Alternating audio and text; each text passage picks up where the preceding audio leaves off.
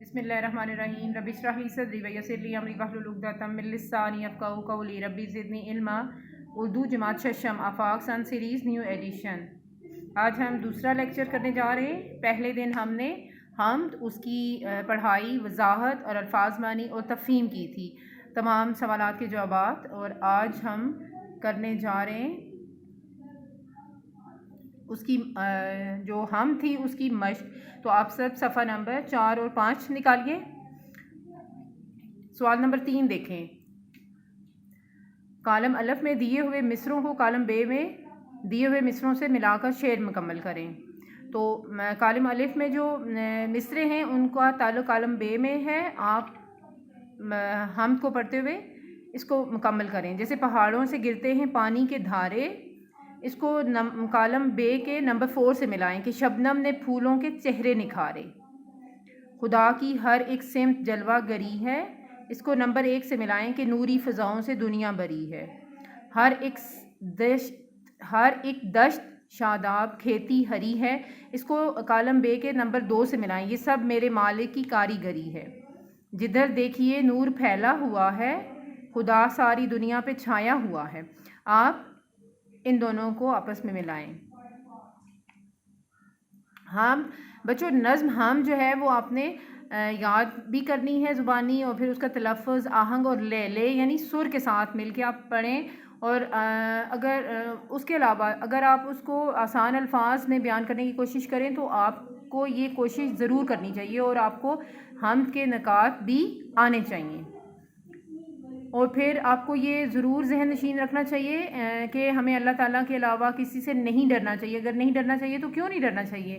تو اس کا آسان جواب یہ ہے کہ چونکہ اللہ تعالیٰ نے یہ تمام کائنات پیدا کی ہے، اور اللہ تعالیٰ ہی ہمارا خالق و مالک ہے، وہی ہماری اچھائی اور برائی، اچھی اور بری تقدیر کا مالک ہے، اسی کے اختیار میں سب کچھ ہے، اور ہم خود کچھ بھی نہیں کر سکتے۔ تو ظاہر ہے جو ہر چیز کا مالک اور خالق ہے، تو پھر ہمیں صرف اور صرف اسی کا ڈر ہونا چاہیے، اور ہمیں اسی سے ڈرنا چاہیے۔ آگے دیکھیں، قواعد سیکھیں۔ دیے ہوئے الفاظ کے متضاد لکھیں۔ ایک طرف الفاظ ہیں تو دوسری طرف متضاد آپ نے خود لکھنے ہیں۔ روشنی، پھول، مالک، دنیا، زمین، آپ نے ان کے متضاد لکھنے ہیں۔ جیسے روشنی تاریکی، پھول کانٹے، مالک غلام، دنیا آخرت، زمین آسماں۔ نمبر 5 پہ آئیے۔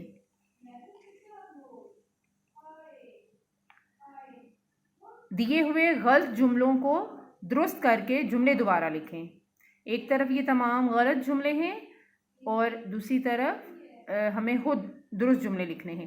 جیسے یہ ماہ رمضان کا مہینہ ہے، اگر آپ غور کریں تو آپ کو خود سمجھ آ جائے گی کہ اس میں کسی قسم کی گرامر کی غلطی نہیں ہے، بلکہ جملہ اس طرح غلط ہے کہ ایک لفظ کو 2 بار چونکہ مترادف الفاظ استعمال ہوئے ہیں تو جملہ غلط ہو گیا ہے۔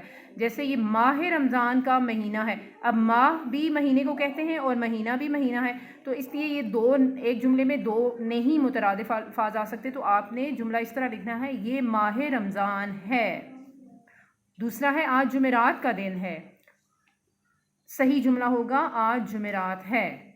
کو ہمالیہ کا پہاڑ بہت اونچا ہے، آپ نے لکھنا ہے کو ہمالیہ بہت اونچا ہے۔ بیمار کو آب زمزم کا پانی پلاؤ، آب بھی پانی کو کہتے ہیں اور پانی بھی پانی ہے، تو اس لیے ایک ہی بار آئے گا، بیمار کو آب زمزم پلاؤ۔ تم 2 بجے کے وقت آ جانا، تم 2 بجے آ جانا۔ اس سے اگلا دیکھیں، لکھنا سیکھیں، یعنی تخلیقی کاوش ہوگی، اور آپ نے انسانی زندگی میں اللہ کی نعمتوں کی اہمیت، انسانی زندگی میں اللہ کی نعمتوں کی اہمیت پر مضمون لکھنا ہے، اور یہ آپ کی تخلیقی کاوش ہوگی۔ اس طرح آپ لکھنے کی پریکٹس بھی کریں گے اور کسی کی مدد سے بھی یہ آپ مضمون مکمل کر سکیں گے۔ اچھا، دیے ہوئے بن کی تشریح کریں۔ یہ آپ نوٹ بک پر لکھیں گے، میں پڑھ رہی ہوں بن، پھر اس کی ہم تشریح کرتے ہیں۔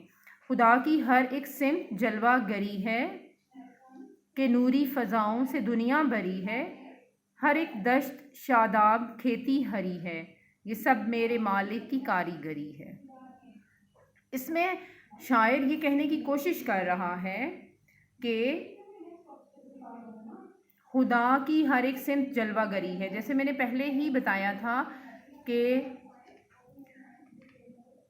اللہ تعالیٰ نے یہ کائنات پیدا کی ہے، وہی اس کا خالق و مالک ہے۔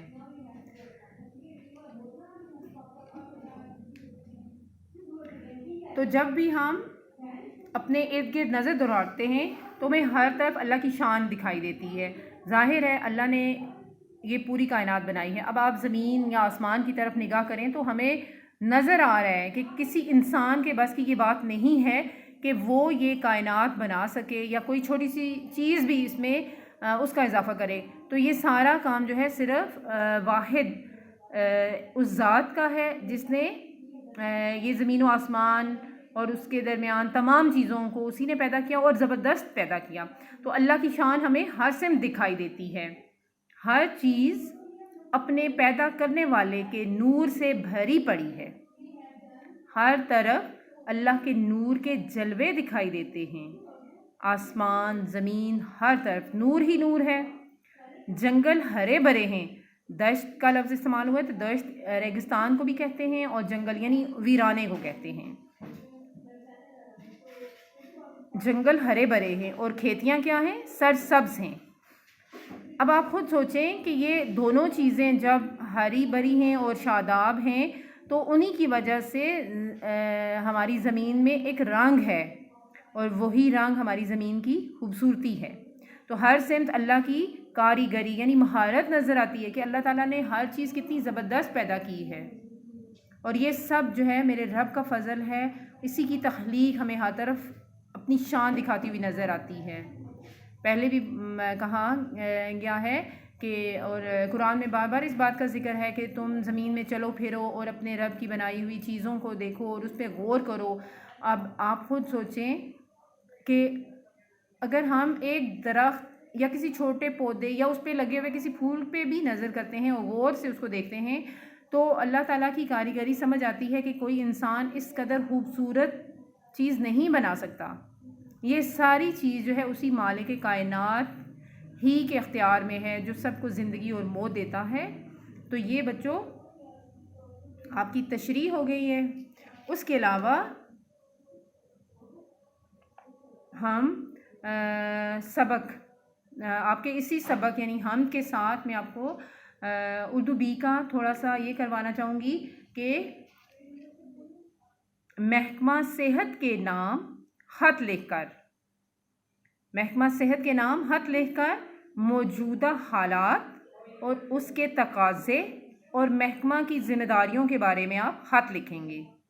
یعنی اس کو بہت آسان کر کے جیسے آج کل آپ کو پتہ ہے ہر طرف کرونا کی وبا پھیلی ہوئی ہے اور اس میں محکمہ صحت کا کیا کام ہے اور اس کے تقاضے کیا ہیں کہ ہمیں کیسے اس سے بچنا چاہیے، ہمیں کیا کیا احتیاطی تدابیر اختیار کرنی چاہیے، یہ ساری تو ذمہ داریاں جو ہیں وہ ہم پر آتی ہیں، لیکن اس کے ساتھ ساتھ کچھ باتیں جو ہیں وہ محکمانہ طور پر ان کی محکمہ صحت کی ذمہ داری بھی ہے کہ اس کو کیا کرنا چاہیے۔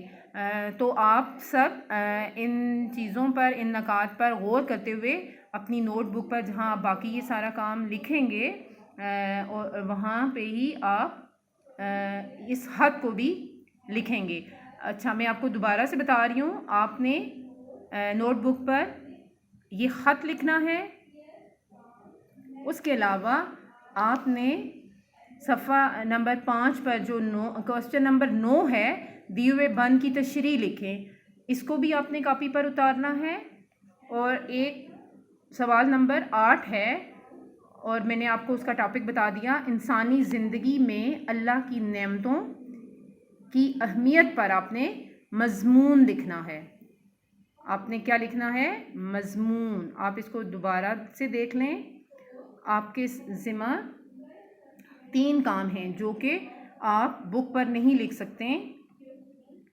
آپ نے ایک مضمون لکھنا ہے، ایک خط لکھنا ہے اور اس بند کی تشریح کرنی ہے۔ تو